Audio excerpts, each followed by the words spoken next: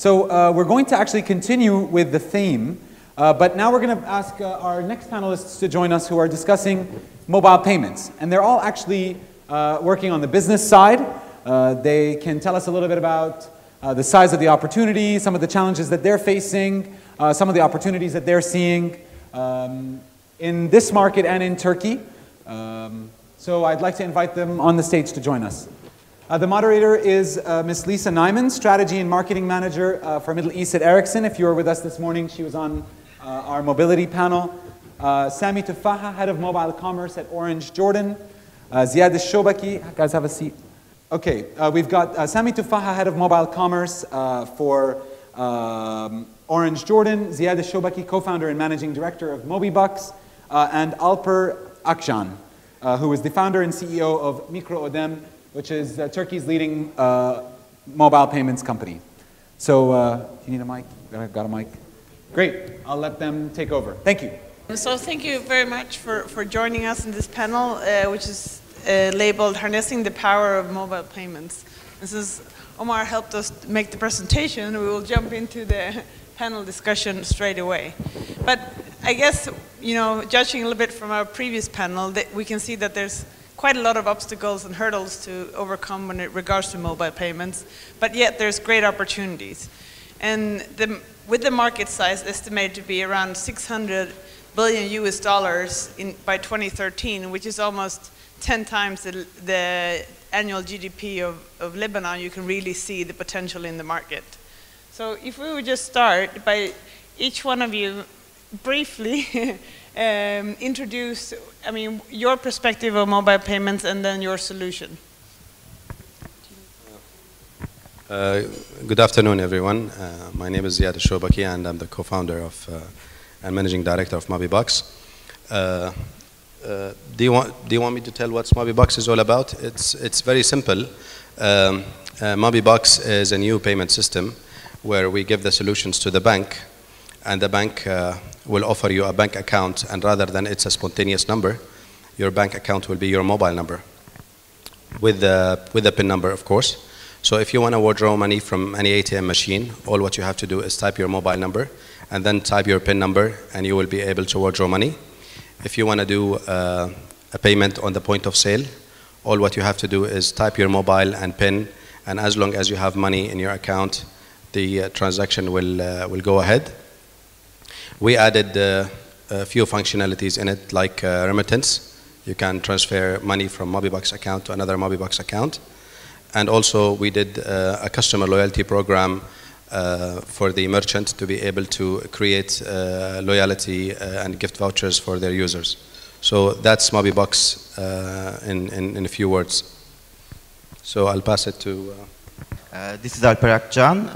I'm coming from Turkey. The name of my company is Mikro, Ödeme in Turkish. It means in English micropayment. We are providing mobile payment solutions for more than 3 years now. For the last 1 hour, you heard lots of things about how you cannot perform mobile payment. For the next 1 hour, you are going to hear, I think, how you can perform mobile payment and why you should definitely do it. We are providing more than 1,000 merchants mobile payment solutions. The name of our end user service is called 3Pay. We have 3 payment channels in it, carrier billing and credit card payments and prepaid cards as well. So at the end, if end user finds a way to pay this cash, we are enabling them to use those cash in online and offline merchants as well. That's it. Okay, my name is Sami Tufaha with Orange Jordan. At Orange, we have 2 different types of solution. We've experimented with a NFC type of Google Wallet kind of solution. We had a big experiment in France, and it was successful, but yet this is something we're holding up for the future. We're just experimenting with. In the meantime, our signature solution, signature service is Orange Money. It's currently rolled out in 8 countries. It's being rolled out in Jordan now as we speak. We have about 3.5 million subscribers in the service. So far it's running very well. Basically, the service gives you a mobile wallet that has separate credit, totally separate from your airtime. You can do deposits and withdrawal from your wallet from thousands of locations, POSs, not necessarily only the Orange locations. You can pay your bills, all your utility bills. You can do merchant payments. You can do money remittance, transfer money to anybody on the network and more. And so it's a complete mobile money solution. It's targeting the developing countries at the moment, and it's going to be rolled out in all the countries of the Orange Group within the next few months. Thank you. Thank you. But then looking at, I guess all of your solutions are quite different. But when you see on a both on a global scale and on a more regional scale, what are the trends that you see? What is it that works on a global level, and what is it that we're seeing starting to happening on a more regional level? Honestly, it's always interesting to hear people talking about mobile payment, and even the regulatory panel before us and different people. I was asked a couple of months ago, I was asked to write a publication about the definition of mobile payment, and I thought it would be a couple of lines. Once I started working on it, it turned out to be a few pages, because there's so many different types of mobile payment, whether you're receiving an SMS receipt of your transaction, or accessing your e-banking via your mobile, or doing a true mobile money solution with credits. It's all considered mobile payment. Yet in the global trends, there's two main types of mobile payment. There's the developed countries type, where people have high level of credit card penetration. So your mobile handset becomes your credit card as well, and you're using it with NFC, near sound, transmittal technology, different technologies, but in essence, you don't need to carry a credit card, and it's built in your mobile, along with coming up with the identity and unlocking the doors with NFC. So it's playing along with the NFC technology that's really coming up very fast. In the developing countries, the trend is different. They did not go through the evolution of making online payments, of the credit card penetration. So it was mostly banked, the unbanked type of solutions. So you have to really create the operator has to become a bank account if the operator is providing a service. Whoever is providing it is really becoming a bank, that you have to provide a bank account to these people. They have to do cash in cash, as cash is a predominant method of payment. And then you have to offer them the other services, and yet you have to keep in consideration that you cannot rely on 3G, on internet penetration on the phone. At Orange, we're utilizing USSD, so whether you have an old 2G phone or you have a smartphone, you can always access it via USSD technology. Of course, we'll offer the options for people who have smartphones and 3G to have a mobile application, have a nicer menu, simpler experience. But you have to make it in the developing countries. It has to be for the masses, and it has to be accessed via either SMS or USSD, or some technology that everyone can access and cannot be only limited to the advanced mobiles. So these are the main two trends in the market. Yes, and I think the world is going towards virtual money, and I guess this is the beginning of the end of money. And if you look into all the payments that are coming, whether if it's Mobibucks or Orange Money or any other payment around the world, we're moving to more of the virtual world, including banks. They're trying to move to to branchless bank, where everything happened virtually. So basically, when we talk about mobile money, or we talk about any payment, we're always trying to make things easy for the end user and on the move. So you would be able to purchase your cinema ticket, or you order your food while you're driving home. So it's things was developed to basically move the whole transactions from cash to virtual. Yeah, I watched the trends regarding on the banking community versus unbanked community ratio first. For the countries that unbanked population is so high, the major trend is operator billing. That's for sure, because customers have a couple of point of contacts when it's about money. One, the banks, and the other is operators. I don't know, only government is the third one that's as big as high frequency as this. So for unbanked communities, of course, operator billing, direct billing is the major trend. For banked communities, for the communities where banked communities ratio is so high. Of course, the convenience is the major story here. So NFC and one-click purchase type of convenience services, that those are directly related with banking services, are the major technologies, major trends. But then with all these changes, what do you think are the opportunities for the different stakeholders in the value chain? I guess when it comes to money transactions, the banks used to be the sort of the main player. Yeah. And so what do you see now? Who's going to be the main player? Will it be the operator? Will it be the banks? Will it be sort of OTT players like Facebook, money on top of the operators in the bank? Personally, it's not very easy to say which one will get the majority on this area, but actually I also want to say that we don't need to choose one, or there should not be only single answer for this question. But it's obvious that there should be a synergy between financial institutions and the operators as well. The thing is, so far, especially developing countries, the banking sector is quite walled garden approach working there, and all the regulatory bodies are trying to converge this area, trying to keep everything under the bank rights. But it's obvious that the new trend on developed countries is that there are some other financial institutions, those are not banks. So it's obvious that we'll see some additional new and more technologically improved financial institutions. Those are going to be the future banks of the world. So I can't say banks will have the majority over there or the operators will have the majority over there, but it's obvious that end user would like to see and user would like to have these payment options. For example, let me give you an example from my country, where we provide service. As we launched mobile payment service, operator billing service, like 3 years ago now, and in 3 years' time we reached more than 6 million unique users in Turkey. So those people were not able to buy Facebook credits or Zynga game cards or e-books, or not only digital but also some sort of physical goods as well. So we can easily say that those more than 6 million unique subscribers are able to purchase something with mobile payment, and this transaction is directly added to the total e-commerce volume of the country. But then from the operator side, what role do you want to play, and how are you going to get into this market?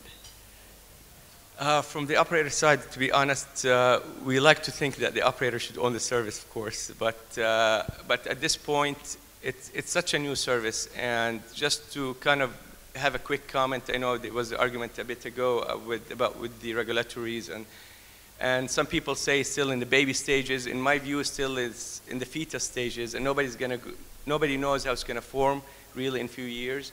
There's so many players in the value chain. The operators are the most capable of reaching the masses and have the budgets to do so. Any startup can do their own mobile wallet solution.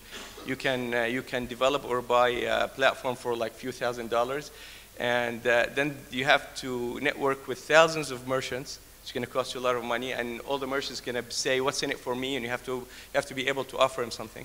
Then you have to market it to millions of people. Again, you have to induce them to try this new technology, to trust your no-name company with their money, and actually to reach those people is going to cost you tens or hundreds of millions. So at this stage, really, although many banks are trying to do their own mobile wallet solutions, from Citibank to Capital Bank, even in Bank of Colombia and in South America, and really all around the world, big banks are trying to do their own wallet solution. Google and different telco players are trying to do it, but really today the operators are the ones who have the most are most able to do it with the capabilities that they have. They have the reach, they have the budget, and they have the technology in place to reach all the customers. So their cost to offer such a service is really a small percentage or a small portion of the cost would be to a bank, and definitely they're much better positions than a small company. What's your response to that, not being an operator? Well, not being an operator, I think banks will dominate the business. In my opinion, operators will be the infrastructure for it, but in the end of the day, the banks will come at the top of it. It's like mHealth, when we talk about mHealth, or we talk about any e-commerce business. So my opinion, it's banks will dominate the business and they will take over. It's simple, it's their business. I have faced this in the Middle East when we started Mobibucks. We talked to operators. Then the operators, they were faced by the central bank saying, this is not your business, this is the bank's business, which is true. Transferring money, issuing money, anything has to do with money, it's the banks, but based on the law that I've seen in this part of the world.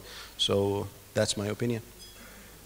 But then looking at some of the barriers, and if I compare, like, I'm personally from Sweden, and Sweden is one of the most advanced countries when it comes to using digital payment, but in the Middle Eastern region, I understand it's more of a sort of a cash culture, and that is, apart from the regulation that is putting barriers that we heard earlier, how can you transform this sort of cash culture orientation and make people more trusting in payments and paying online and so forth? What we did is we digitalized the little cash. It's not only us, Mobibucks. I think everyone in this room into mobile payment. What they did exactly, they digitalized the little cash. So imagine if this world with no cash, how many crime you're going to stop every day if the money is virtual and it's basically deposited immediately in your bank account, and then you have to close your shop at the end of the day, nothing to worry about, and go home, and you have not even anyone attack you on the road. That itself is a gift, and it's helping the business to move forward. The most important thing in the mobile payment or any other payment is the understanding. If the people got to understand how this works and what's the benefit out of it, then you will see it moving fast. So I think Mobibucks, Orange, everybody in this room, if they're trying to sell something to the end user, they're trying to sell understanding to be able to help the mobile payments to move forward.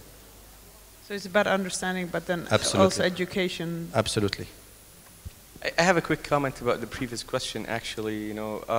Just to let everybody here know, the most successful model for the ownership has been, which has been implemented really in all over Africa and South America and different countries, is the joint partnership between the operator and the bank. So this has been the most successful and most popular option. Not the operator alone, not the bank alone. It's just a joint venture between the two. In many countries, like Jordan actually, but in most countries also it wasn't by choice. The central bank forced this partnership because when you're creating e-units in your mobile wallet, you're actually creating money in the economy. So you need a bank partner to hold the same value of cash away from the circulation in order not to create money in the economy, and at a big scale you can devalue the actual currency and cause big issues with the currency value and the issuance. So that's usually today what the model is for the ownership is a joint venture between the operator and the bank. Yes, I agree. And I said that it's the infrastructure. The operators will be the infrastructure for the banks to come in the top. So the whole infrastructure will be done by the telecom, and then everything was going to come at the top of it, which is I agree. So your next question, yeah. I will not comment your previous question, but actually, cash-driven communities, societies, actually, when we think about mobile payment, we not only should think about the recent business models that we use right now, but we also consider the new upcoming business models as well. So buying a coffee with cash instead of a mobile wallet or vice versa is something else. We can discuss this for a long time, and of course we can discuss the NFC technology, other technologies as well. But actually, compared to like 5 to 10 years ago, the digital content sales was almost so small, almost we can neglect it. Recently, I want to ask who are in this room are selling digital content, maybe game, social network, digital, whatever, to the end user, trying to sell digital content to the end users. Is there anybody here or there? Yeah.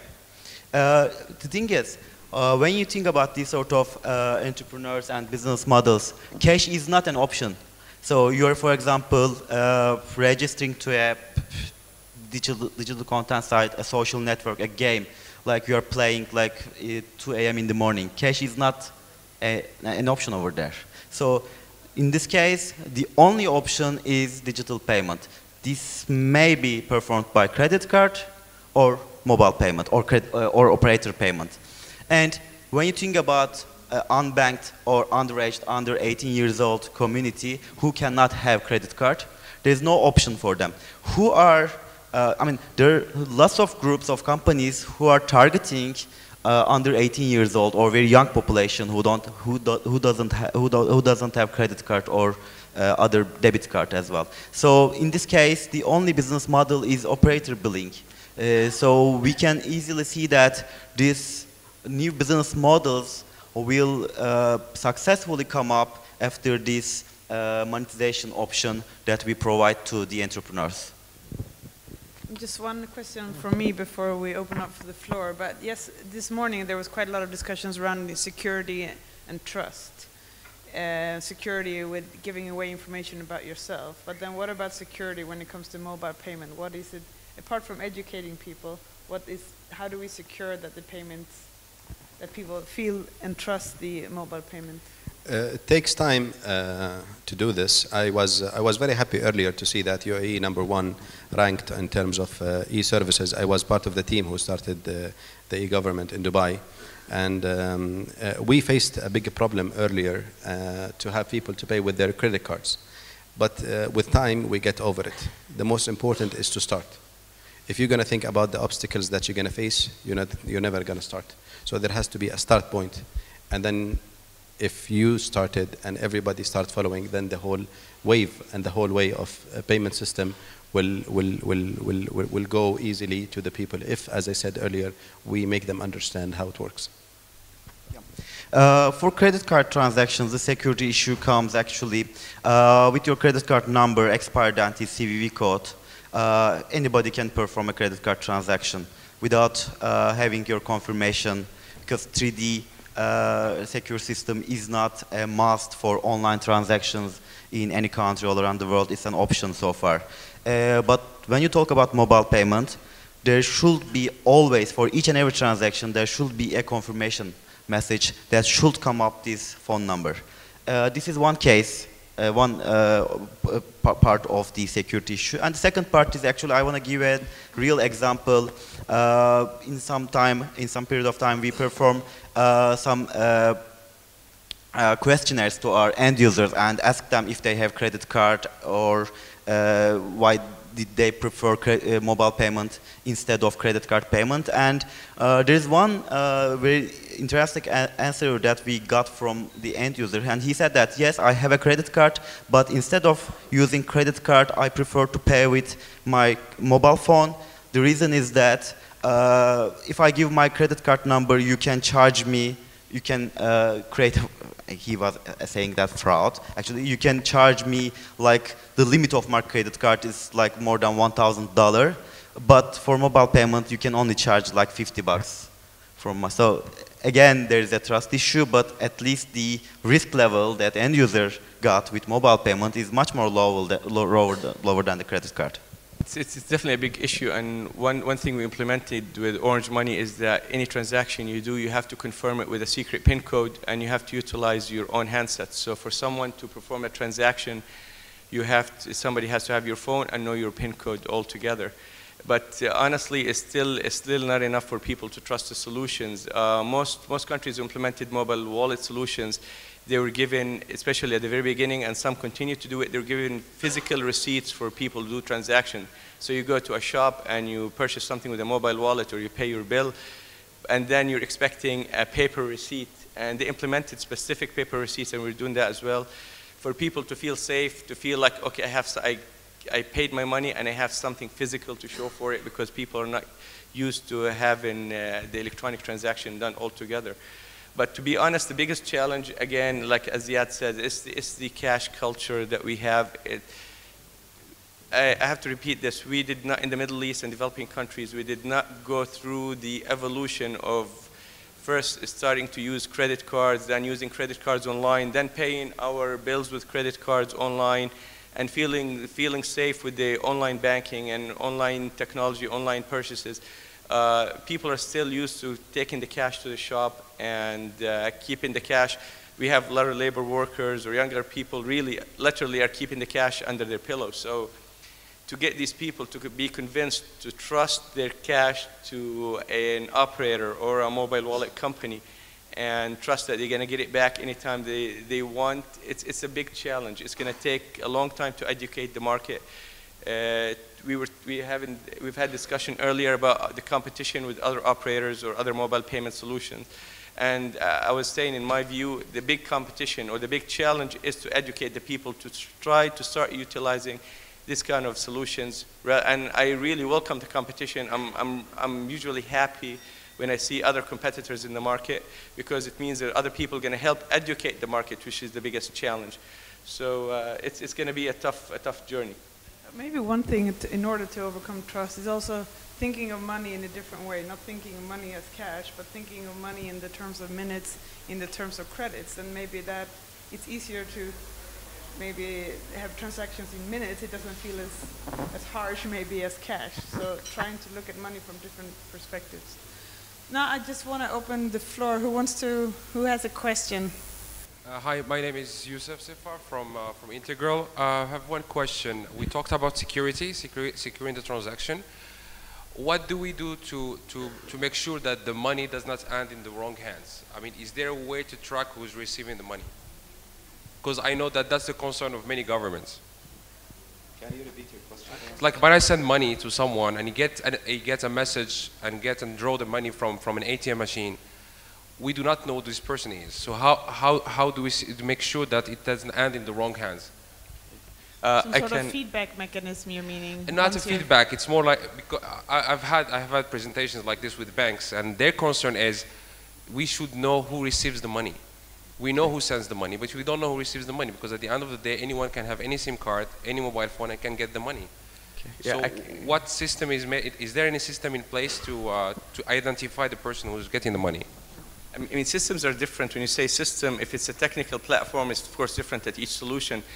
But anybody who's really doing their homework and providing a proper mobile payment solution, they'll know that they really need to work along the KYC, know your customer regulations, and anti-fraud, anti-terrorism funding.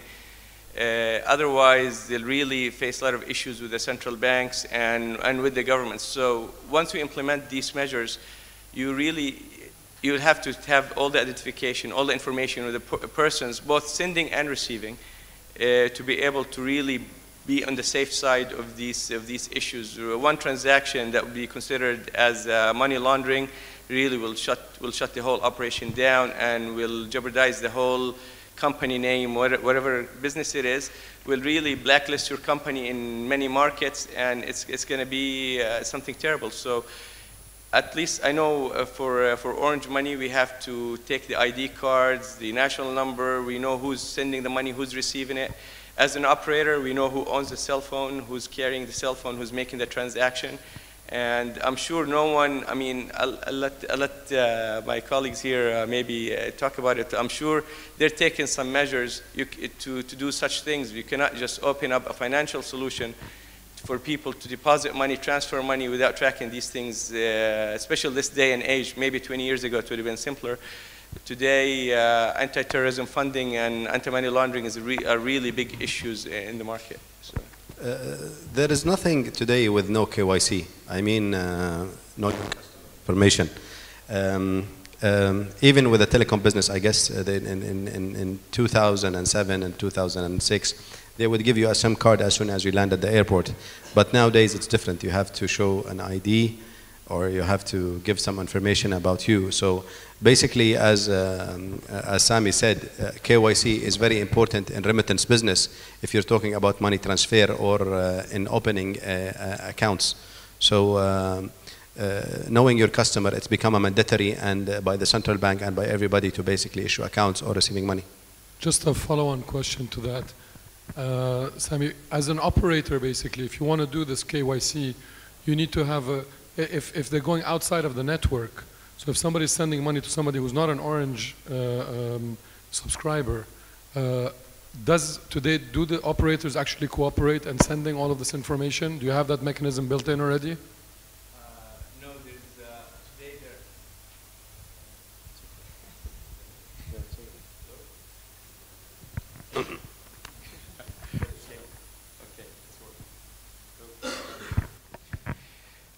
today today there is minimal really cooperation between operators. As you can imagine, competition is tough, and the operator capital is the database they own. So there are some cooperation with the blacklist. If you're receiving junk ads from people, then operators are cooperating in that field. But there's no cooperation really in terms of KYC or customer identification. However, that's why for Orange Money we do separate authentication. We're doing separate authentication than the typical operator, the standard operator authentication. So we do a second layer, and we're only offering it today for the Orange subscribers.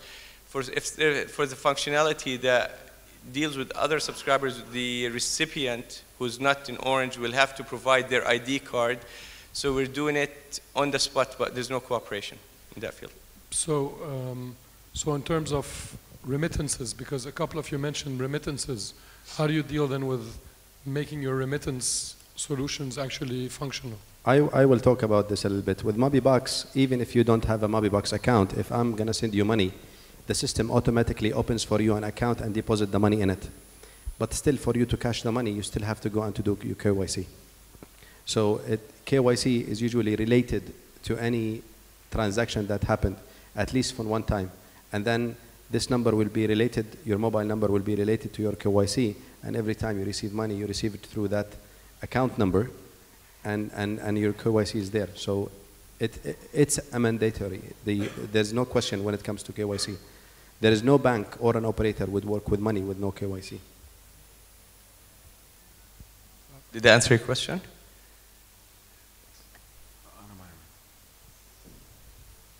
Sorry, just one question to Mr. Tafaha.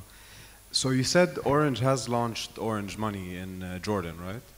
No, we're in the process of You're launching in the process. it. I'm not gonna give out the date, but it's very, very shortly. But we've launched it in 8 countries. In 8 developed countries, as you call No, them. developing countries. Developing countries. The developed countries would get a totally different solution based really on NFC, and it's not ready yet. We just experimented with those. Okay, and what are your plans for Jordan, if it's not too confidential? But how are you going to reassure the users and the merchants to be able to create this ecosystem of mobile payments?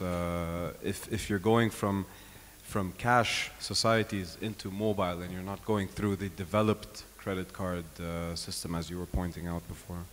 This is the challenge. We've already created the ecosystem, and it was very challenging because it's the chicken and the egg. You go to merchants, and merchants will say how many subscribers you have, and then you want to build the subscribers, you want to attract subscribers, and they'll say how many merchants you have. But I mean, this is part of what I was talking about, having leverage as an operator. So when we go to a merchant and say, okay, we're Orange, we're giving you all these services, and we have this new service coming up, we need you to sign up with it, and they're likely to do so. So we already built an ecosystem. Yeah, in Jordan, I mean, I'll talk a little bit about functionality. You'll be able to pay your utility bills, some government services. You'll be able to use it at many merchants around the countries. We'll have points of sales that you can cash in, cash out all around the country, not necessarily only Orange shops. And also the great thing with the mobile payments, it doesn't have to be face-to-face. If you're ordering delivery, which is very popular in Jordan, even McDonald's and Burger King, I guess. I think Lebanon, many countries are that way too. You can just pay over the phone with your mobile wallet and just confirm it. So we're having a lot of incentives to push people to utilize it, to try it. It's going to be challenging, honestly. It's going to be a very tough journey, no matter how much you offer the people. You have to really educate them. I'm not counting on the ATL campaign. We're having a big ATL campaign, but it's going to be mainly branding. I believe that for people to see how it works and trust it a little bit, you have to have promoters in the street showing the people this is how it works. And luckily in Jordan, the word of mouth is very strong. It's the strongest advertising method. So we're counting on having positive response and having the word of mouth really encourage people to use it. One last question then before we wrap up, because we're running a bit late, I think. We were waiting for you to finish. So give us some time. We're going to be running about a half an hour late, but that's if we stop now. But not just here, all the halls are running half an hour late. So just add 30 minutes to the schedule and we'll be okay. Okay. Go ahead. Just on the same note, Sami, actually the gentleman there kind of already asked my question, but specifically on marketing, because you're marketing the service to a developing economy and you're trying to push mobile wallets. And if you look at the global adoption of mobile wallets, it's not really easy to sell. For every one successful deployment, you probably have 3 or 5 unsuccessful or half and half, half-baked sort of deployments. So if you talk about, yes, you're building up an ecosystem and you will stack it up with merchants and probably Pizza Hut and these sort of merchants that you can order. But how will you really push it to the consumer? How will you make sure that you get that early adopters in so the service catches on and does not fall off plan?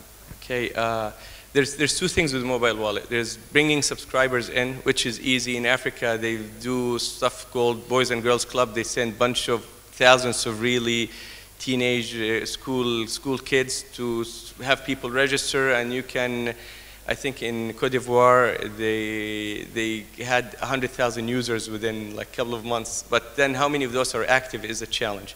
So for me, at least what we're doing in Orange Jordan is we're focusing on active subscribers. Actually, the way of tackling all this is our value proposition in Jordan. It's not remittance, it's not banking unbanked because people are banked, it's bill payment. The biggest challenge for people in Jordan is to go to pay their utility bills. And today, not many people really have solutions that they don't have to go to a physical location for. You have to drive to the post office or to the actual company or to your bank. But many people have really digital solutions, and we're counting on those. We're going to market it through pushing the bill payment that you can do. You pay your bills from home, and we're doing cooperation with the utility companies. We have built very strong relationships with the utility companies today, and we're going to do in cooperation with them that saying people, okay, you're coming in today to pay your utility bill. For the next bill, you don't have to drive all the way here. You can just do it in your mobile. And we're also doing this with microfinance institutions, as most of their customers live in the rural areas and they're driving long distances to pay $20 loan payments. So we're also cooperating with those to tell people when they come make their payment, for the next time, for your next payment, you don't have to drive all the way here. We're giving you a full turnkey solution. We're registering them on the spot, giving them all the access, and tell them all you have to do is go see your bill and just enter your PIN code to pay it. And we're hoping this will work. So then just to wrap up, I think we can all agree that there's great opportunities in mobile payments, but there are some obstacles. So if I start the sentence by saying the most important obstacle we need to manage, you just need to finish the sentence. So I'll start with you. Repeat again. The most important obstacle we need to manage is? Understanding mobile payment. Yeah, he's going to say regulations, so before that, I'll say, actually, mobile payment is not a competitor to banks or bank solutions, but it's a complementary to the banking system, which I believe is a nice word. Someone can tweet it. Yeah, regulatory is definitely big, but honestly, to me, the biggest challenge in the developing countries is really getting people to trust the solution and start using it. This is, to me, the big thing. Everything else is manageable, but unless the users take the challenge of trying the solution and trusting it, everything else is useless. So thank you very much for the panel. Please give them a round of applause. Thank you. Thank you. Thank you, panelists. Thank you, everyone. We're breaking for coffee. As I mentioned, we're running half an hour late, so I think we're running half an hour late across the tracks. I want to make sure we're all in sync. The next session will start at 4:30 instead of 4. Thank you.